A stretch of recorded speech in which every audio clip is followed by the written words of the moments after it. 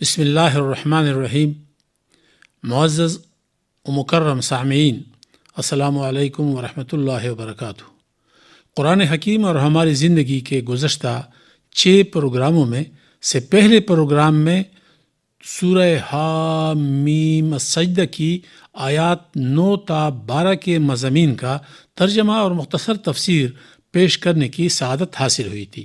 ان آیات کریمہ میں زمین و آسمانوں کی تخلیق کا تذکرہ ہوا تھا۔ ان آیات کریمہ میں ارشاد ہوا کہ اللہ تعالیٰ نے زمین کو 2 دن میں پیدا فرمایا اور زمین کے اندر اور باہر جو چیزیں پیدا فرمائی وہ سب بھی 2 دن میں تخلیق فرمائی۔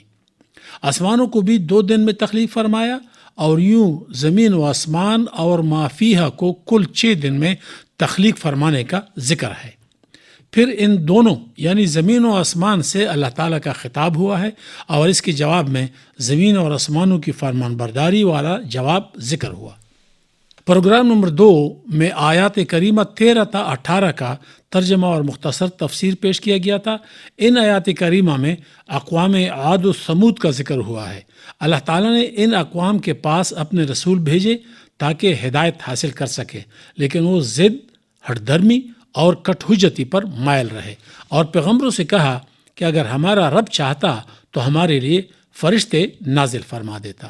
یوں قوم عاد اپنی قوت کے گھمنڈ میں ناحق تکبر کے مرتکب ہوئے اور کہنے لگے کہ ہم سے قوت میں کون زیادہ ہے۔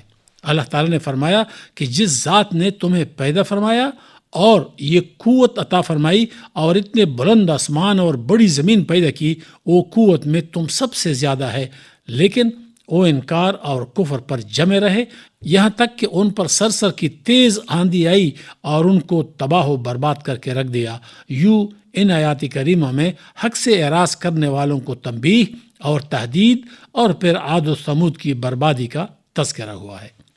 پروگرام نمبر 3 میں آیات 19 تا 22 میں اللہ تعالیٰ کے دشمنوں کو دوزخ کی طرف جمع کر کے لے جانے کا ذکر ہے کہ جب اللہ تعالیٰ کے ان دشمنوں کو دوزخ کے قریب کر دیا جائے گا تو ان کو کچھ دیر کے لیے روک دیا جائے گا اور پھر ان کی آنکھیں، کان اور کھالیں ان کے خلاف ان کے برے اعمال اور کاموں کے متعلق گواہی دیں گے اور حیران رہ جائیں گے کہ ان کے اپنے اعضاء ان کے خلاف گواہی دیں گے اور یوں ان پر ان کی گواہی ثابت ہو کر ان کے دوزخ میں جانے کو ان پر حق ثابت کریں گے۔ پروگرام نمبر 4 میں آیات 23 تا 25 میں کفار کا اللہ تعالیٰ کے بارے میں غلط گمانی کے سبب ان کی ہلاکت کا ذکر ہے۔ آخرت میں جب ان کفار کو ان کے اعمال بد کے سبب دوزخ میں لے جایا جائے گا تو ان کی کوئی درخواست قبول نہ کرنے کا ذکر ہے۔ اب اگر وہ صبر کرے یا نہ کرے، دوزخ ہی ہمیشہ کے لیے ان کا ٹھکانہ ہے۔ کفار کی اللہ تعالیٰ کے بارے میں بدگمانی میں مبتلا کرنے میں ان جنات اور انسانوں کا بھی بڑا کردار ہے جو ان کے ساتھ ان کے ساتھیوں کی صورت میں مسرد ہو گئے تھے، کیونکہ ان ساتھیوں نے ان کے لیے ان کے برے اعمال اور خواہشات کو مزین کر کے دکھایا اور بے شک یہی خسارے والے ہیں۔ پروگرام نمبر 5 میں آیات نمبر 26 تا 29 کے مضامین میں اس بات کا ذکر ہے کہ مکہ میں جب حضرت صلی اللہ علیہ وسلم لوگوں کو قرآن کریم کی تلاوت سنایا کرتے تھے تو مکہ کے بڑے اور سردار اپنے ماتحت لوگوں کو اس بات پر اکساتے تھے کہ تلاوت قرآن کریم کے دوران شور و غل مچایا کریں تاکہ لوگوں کو قرآن کریم کی روشن و واضح تعلیمات سننے کا موقع نہ مل سکے اور اس طرح شاید تم لوگ غلبہ حاصل کر سکو۔ لہٰذا جن لوگوں نے کفر کیا اور قرآن کریم کی تلاوت میں خلل ڈالتے رہے، انہیں ضرور سخت مزہ چکھا دیا جائے گا۔ قیامت کے دن کفار اللہ تعالیٰ سے ان لوگوں کو سامنے لانے کی درخواست کریں گے جن کی باتوں میں آ کر وہ گمراہ ہو کر دوزخ پہنچ چکے۔ وہ ان لوگوں کو پاؤں تلے روننے کی خواہش کریں گے۔